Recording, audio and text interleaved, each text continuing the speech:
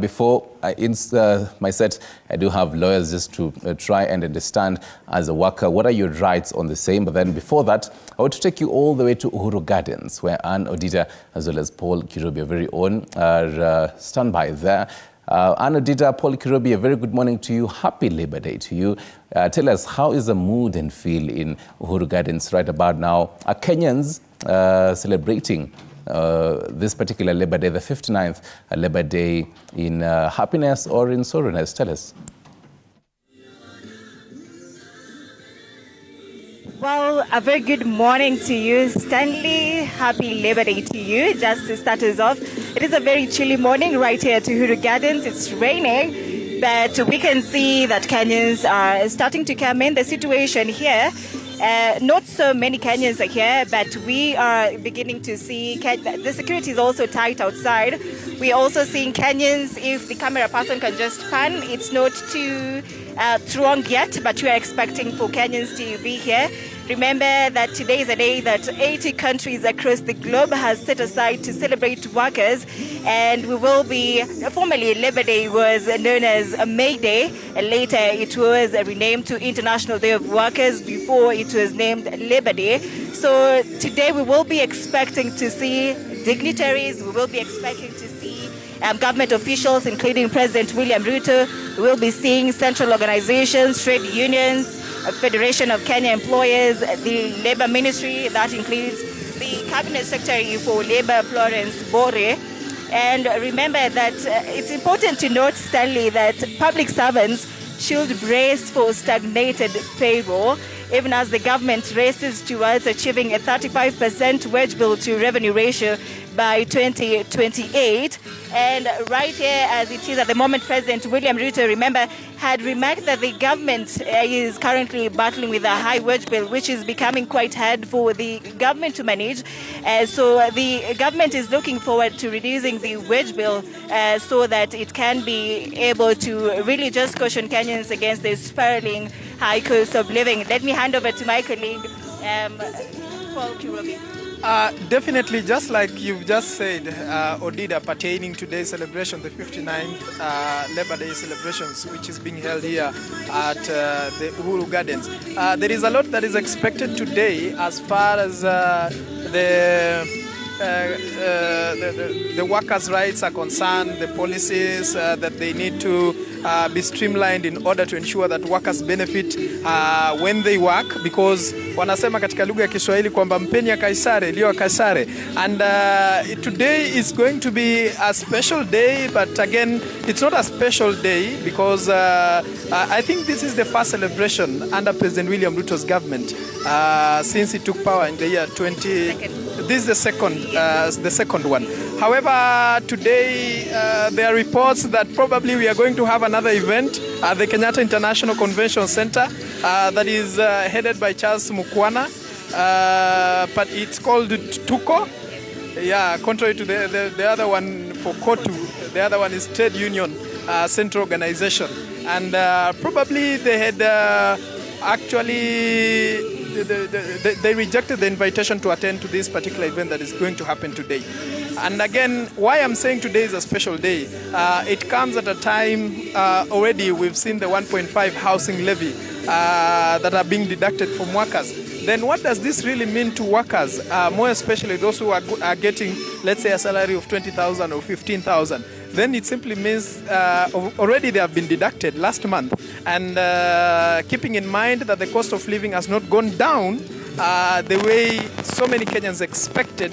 And today President William Ruto is expected to grace this particular occasion because this is the main event. And therefore there is much expectation from Kenyans and workers in general. That's very right. We can also just record that in July we will also be seeing deduction from SHIF, that is the Social Health Insurance Fund, a first of its kind coming in July, and that will also reflect just a drop in Kenyans' payroll at a time when Kenyans are still battling with the high cost of living as we are trying to rebound economically. Well, we can also remember that during the third National Wage Bill that was conference that was held last month, the Salaries and Remuneration Commission chairperson, that is Lynn Mengich, said that civil servants will not have an upward review of their salaries, and employers are also advised not to do so, not to review their salaries upwards, rather, in order to really just manage the current high wage bill that is being experienced in the country. According to SRC, last month they said that this move will achieve fiscal sustainability and harmonization. And this also comes at a time when these celebrations comes at a time when Kenyans are mourning the loss of its countrymen and women who have died in the floods that are currently being experienced in the country. It's so unfortunate that while we are fighting for the rights, the Kenyans are fighting for the rights of workers, there are people somewhere who've lost everything that they've had. So we're also looking forward to see what the president and the leaders here will have to say about that. And remember that right now, as we are reviewing also the salaries, we see that the current minimum wage bill is at 15,000, and this was reviewed in 2022 by former President Uhuru Kenyatta. This was not reviewed in 2023 last year when President William Ruto held his very first Labor Day celebrations. And at that time, the Court Secretary General wanted the president to review to increase the minimum wage bill by 50%, but that was not done since President William Ruto said the government was expected to adopt a radical remuneration policy that was supposed to be responsive to the cost of living, where the minimum wage bill was expected to be guided by sustainability and productivity. Well, Stanley, according to the 2022 revision, the minimum wage bill still stands at 20%, was increased by 12%. And currently in the major cities, that is in Nairobi, Mombasa, and Kisumu City, the minimum wage bill is at 15,201 Kenyan shillings. That is from 13,000 that was increased in 2022, and before it's increased to by that 12% right now at 15,000 Kenyan shillings. The 4 years before 2022, it was stagnated at that 13,000 Kenyan shillings, and this was increased to just caution Kenyans against the high cost of living that was occasioned by the COVID-19 pandemic.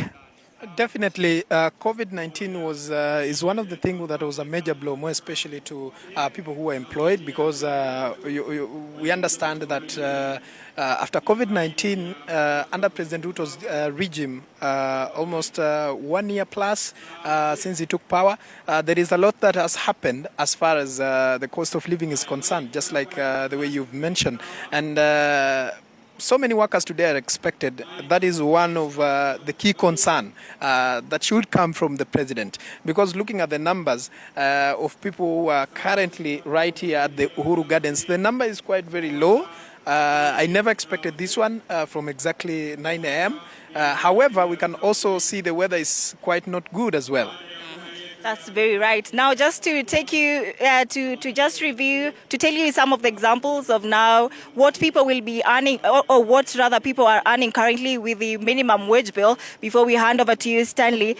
Remember, the current hourly minimum wage in the Kenya's capital, that is Nairobi, stands at 63 Kenyan shillings, that is hourly. And we see like a career like a cleaner, a gardener, a house managers, those are messengers. Their minimum wage bill is 15,201 Kenyan shillings. We have car drivers who are getting 20,517 Kenyan shillings, and we have night security guards who are also getting 16,958 salaries. That's it from us, Stanley. We are going to keep tabs. Odida, before you return back to studio, you've just outlined some of the salaries that the minimum salary that some people are earning, like 60,000, 15,000, 20,000. We also understand the nannies have also been advocating for the payment increase. But today is, let's say it's a D-Day. However, under President Ruto's regime, we understand he has been advocating for looking for jobs abroad for Kenyans, and this is something that he has really tried, looking at the number of Kenyans who've been actually tried to go abroad and work there, and then they bring development in Kenya.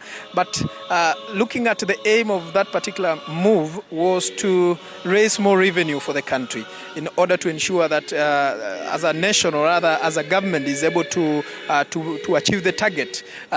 So we expect probably when we approach mwezi wa sita there in Swahili, the president, looking at the budget, is going to actually see how they will allocate different ministries and how things are going to move on.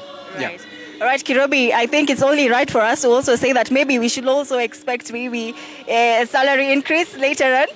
All right, thank you so much, Stanley. From us, we will be keeping tabs right here to bring you up to speed with everything that is happening at Uhuru Gardens as it continues to fill up. Back to you in studio, Stanley. And Odita and Kirobi, before I let